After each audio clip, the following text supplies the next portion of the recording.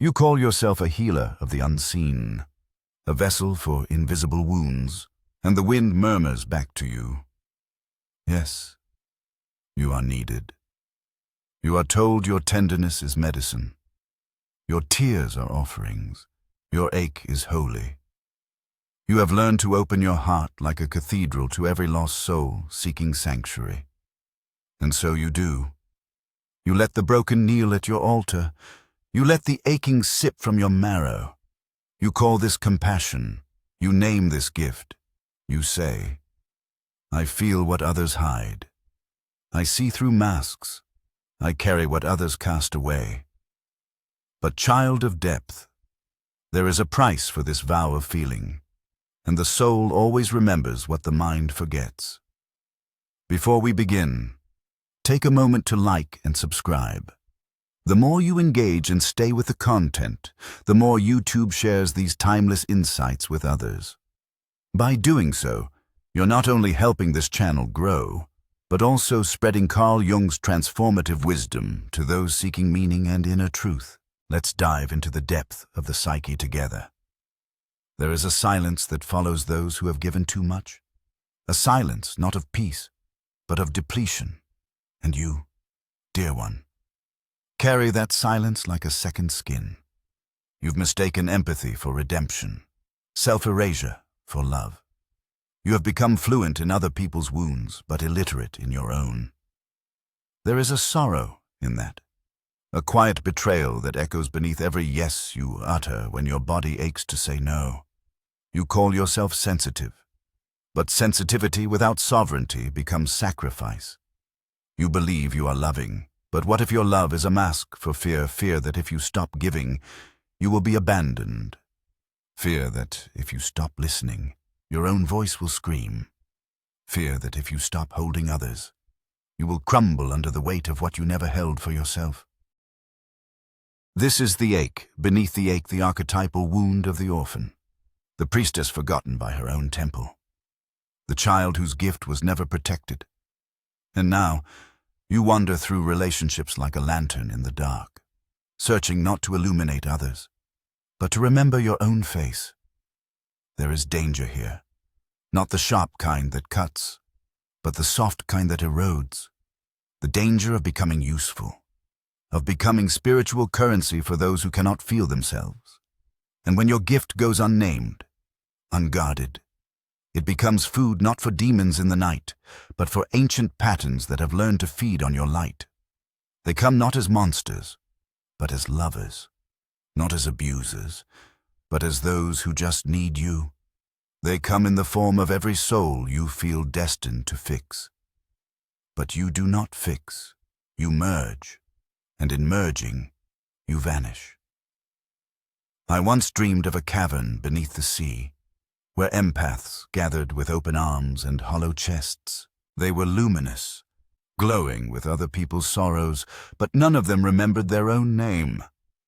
I awoke breathless, and I knew the wound of the empath is not that they feel too much, but that they never learned where they end and the world begins. There is an ancient law written into the soul's architecture. What is not integrated becomes fate. What you do not bring to light will rule you from the shadows. And so the healer becomes the host for the very archetypes they seek to liberate. The mother who cannot stop mothering, even when she's breaking. The guide who leads others through thresholds she herself has never crossed. The listener who has never dared to speak. You see, every archetype is a two-edged blade. The nurturer becomes the martyr. The mystic becomes the exile. The empath becomes the ghost. And if you wear these roles too long, they will consume you. Not all at once, but gradually, like ivy wrapping around stone. Until one day, you forget how to exist outside the ache of others. But there is a way through. And it begins not with more feeling, but with fierce discernment. It begins when you stop asking, who needs me? And start asking, what do I need? It begins when you turn toward your own silence and meet the parts of you still waiting to be claimed. The abandoned anger, the orphaned power, the sacred selfishness that dares to say, I matter too. To reclaim the self is to step out of the archetype and into the soul. It is to stop mistaking exhaustion for purpose, to stop conflating empathy with enmeshment. It is to know that boundaries are not barriers, they are prayers in the shape of edges. They are spells that say, I am whole. I am not your savior. I am not your shadow's shelter. I am my own sanctuary first. When the empath turns inward, the healing begins.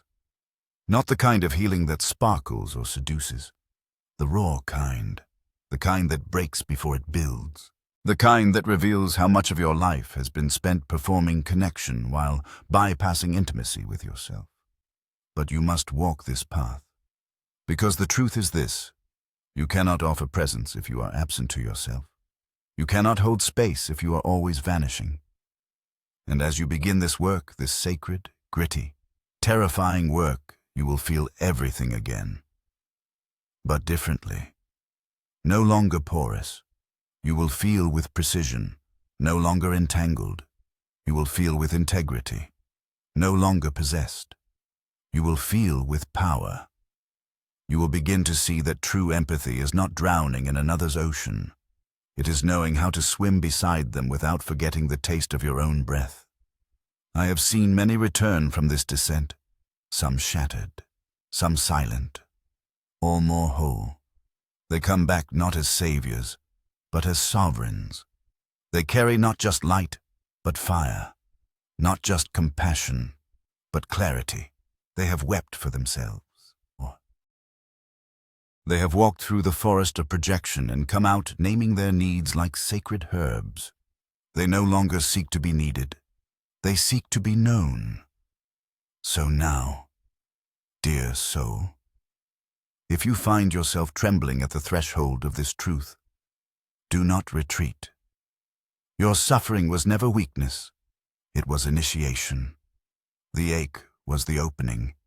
The fatigue was the oracle. The pattern was the portal. And now you stand at the edge of yourself, holding the mirror and the sword. This is your moment.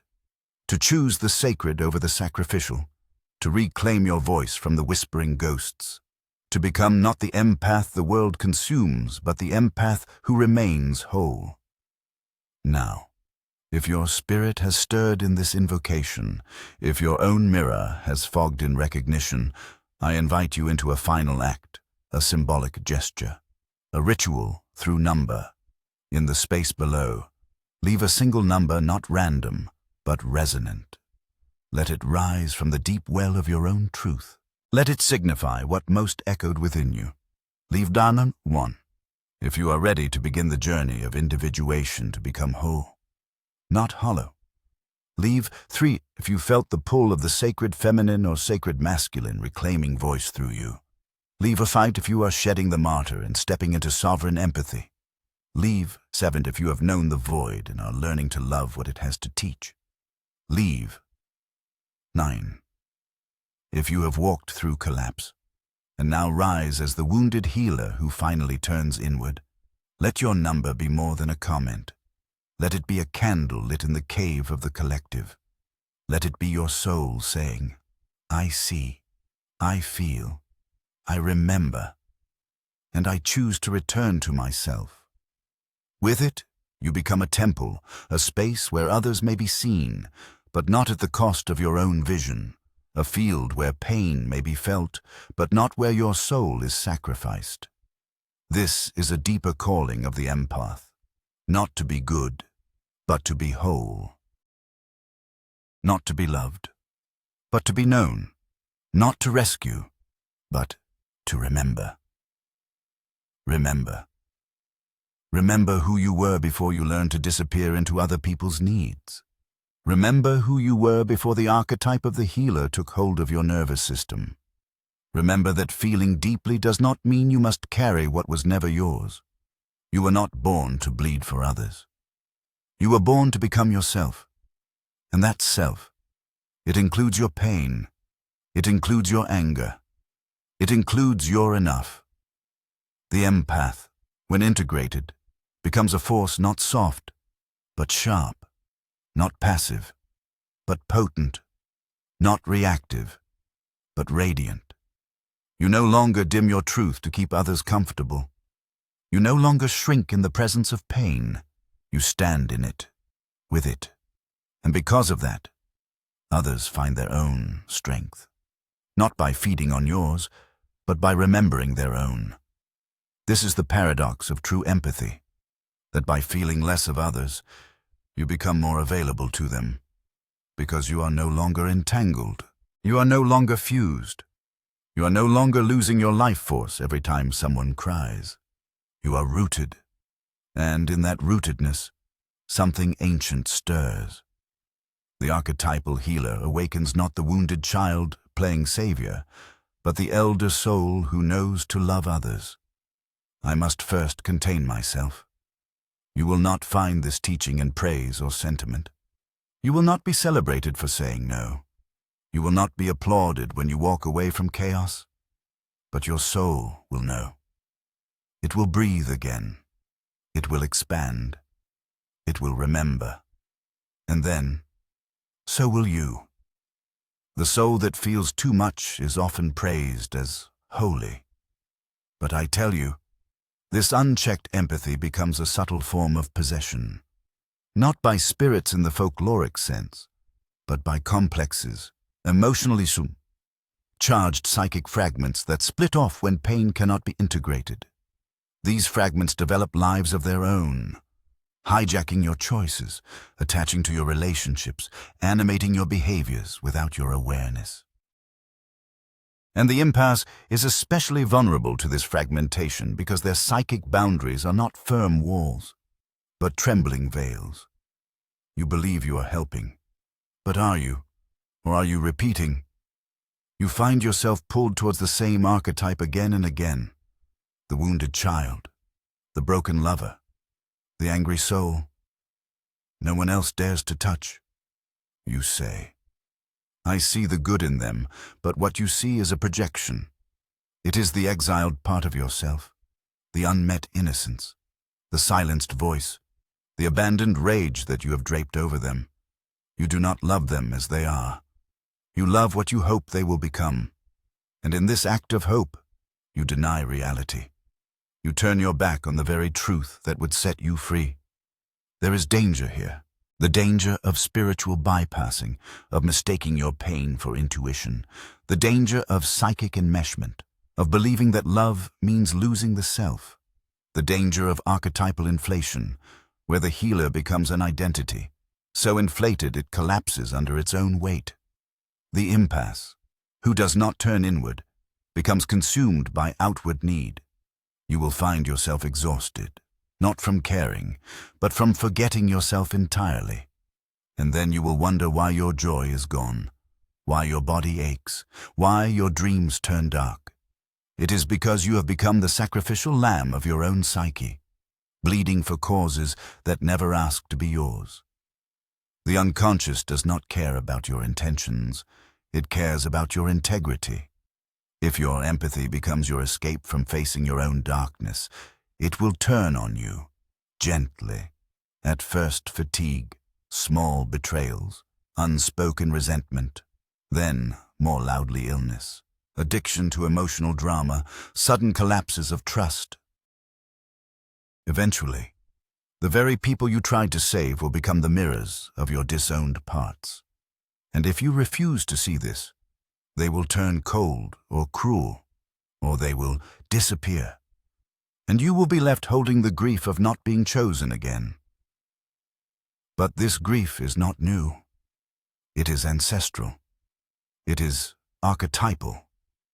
It is the grief of the inner child who fell too much and had nowhere to place it. The grief of the inner priestess who was punished for seeing what others denied.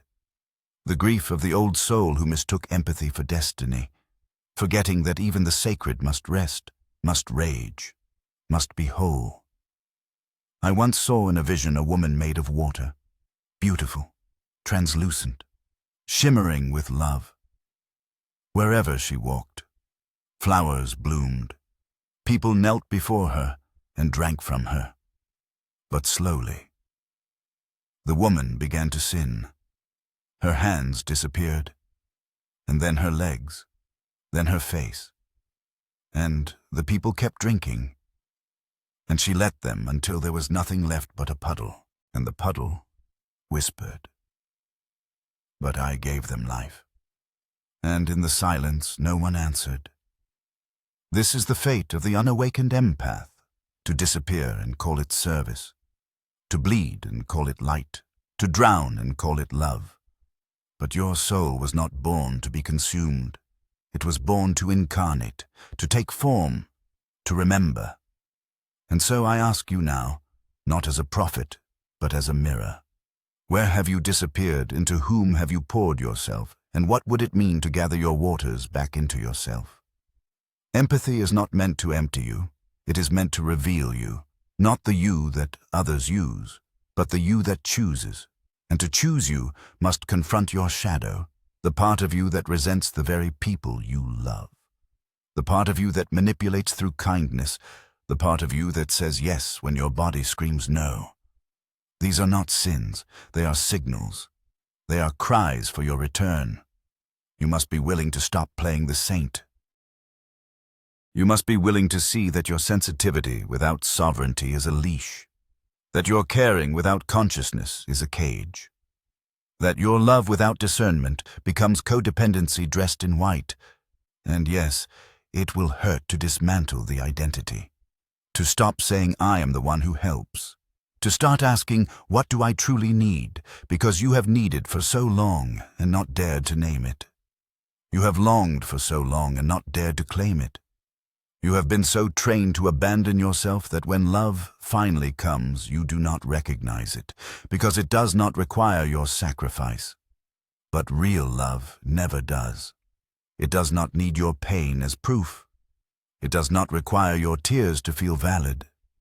It simply meets you not as what you give, but as who you are willing to become, and you cannot become if you are always disappearing.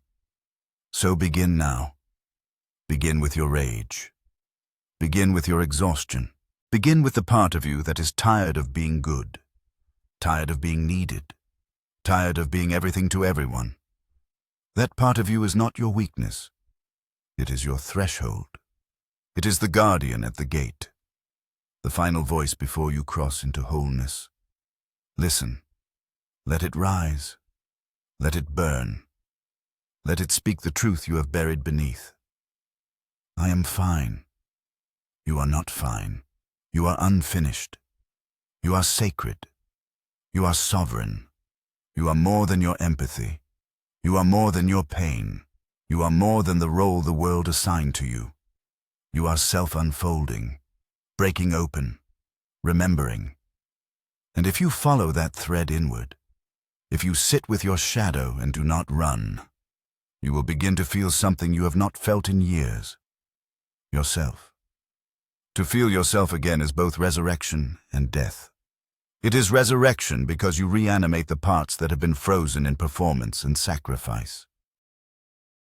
It is death because the persona, the mask of the eternal empath, the one who exists to soothe, to rescue, to absorb, must now fall away, and you will grieve that fall because the mask was loved.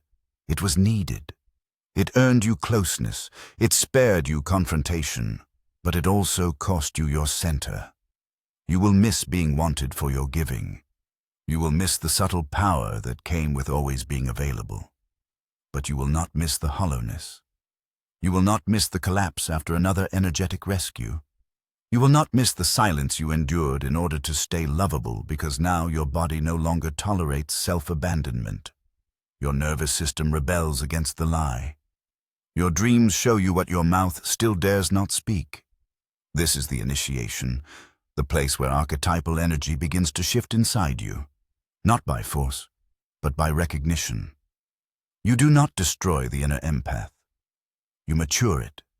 You bring it back from the edge of martyrdom. You restore its roots in discernment, sovereignty, and self-love. And that which once used you now serves you. Your sensitivity becomes precision. Your intuition becomes boundary. Your heart becomes a compass. Not a prison, but beware. As you shift, the world you once served may resist your transformation. The broken souls you once attracted may rage against your silence. Those who fed on your overfunctioning will sense that you are no longer edible. And some will call it selfish. Some will say you have changed, and they are right. You are no longer an offering. You are a force. And forces do not explain themselves. They move, they rise, they take up space. I remember a man who came to me in torment. He was a therapist, beloved by his clients, praised for his attunement, but he could not sleep. His dreams were haunted by images of drowning. He wept for strangers. He had no language for his own grief. When I asked about his childhood, his face stiffened. That's not relevant. He said, but the unconscious never lies. In his dreams, he was always saving others while his own house burned. That was his secret. He could feel everyone's pain, but not his own. And it was killing him slowly. This is the empire's unspoken wound, the denial of self in the name of service. But what is service if it costs your soul? What is healing if it leaves you fractured through empathy? Like true love begins at home. You cannot carry the world if your own spine is broken. You cannot hold another's tears if your own are locked behind your throat. And so I say to you, weep. Weep for every moment you disappeared in someone else's chaos. Weep for the childhood role you never asked for. Weep for the touch you needed but never received. And then let those tears become your water of return. The return to body, the voice to choice, to the sacred responsibility of living as your full self. Not just your light, not just your softness, but your fire. Empath, fear, fire. You fear that anger will make you cruel, that desire will make you dangerous, that saying no will make you unkind. But this is the lie told to keep you small. Your fire is not destruction, it is discernment. It burns away illusion. It lights the path back to yourself. And without it, you are only shadowed light glowing for others while you disappear. There is no virtue in that the unconscious does not reward self-denial. It waits. It stores what you abandon. It buries what you are not ready to see. And then it erupts through illness, through depression, through a sudden collapse of meaning. These moments are not breakdowns. They are revolts. The psyche demanding its due. The self saying, you will not leave me behind. So do not run from the revolt. Let it wash over you. Let it strip you bare of every false duty, every spiritualized trauma bond, every identity that kept you loved but not alive. Let it crack the mirror in which you only ever saw others, never yourself.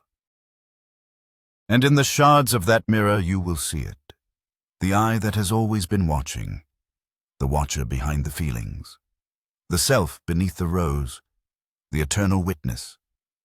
That is who you are, not the empath, not the savior, not the broken magnet. You are the self becoming conscious, and from that consciousness comes power. Not power over others, but power over your own soul. Power to choose who enters your field. Power to hold presence without collapse. Power to walk away from stories that no longer serve. And this power, it feels like death at first, because it is the death of the small self. The self who earned love through self-betrayal. The self who feared anger more than violation. The self who believed that being loved meant being used. Let that self die. Mourn her. Honor her. She did what she could, but now it is time for you to live. To walk into the archetypal fire and emerge not cleansed, but claimed. This is what the world needs. Not more empaths who disappear into other people's wounds, but whole beings who can hold space without losing themselves. Be that, and when they come, those who still seek your old shape, look at them not with guilt, but with grace. Thank them. They were your teachers, your mirrors. They showed you who you no longer wish to be. And then release them and step forward into your new myth. The one where you are not the sacrifice. You are the source. This new myth begins not with a proclamation, but with silence. Not the silence of repression, but the sacred hush that follows truth fully spoken, for once you have called your patterns by name, once you have walked into your own underworld and returned with your forgotten voice, there is nothing more to prove. The war is over. You are no longer at the mercy of your own empathy. You are no longer pulled like a tide toward every wounded soul. You feel them. Yes, but you are not them. You can see suffering without becoming it. You can stand in presence without collapse. This is the quiet strength of the integrated empath. The ability to remain open without being emptied, loving without being consumed, receptive without being overrun.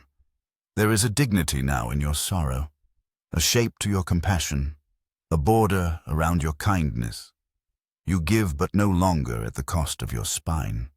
You listen but no longer become the echo. You love but now from fullness, not from a desperate need to matter. This is the great reversal.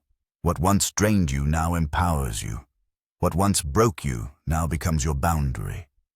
And the broken souls still come as they always will.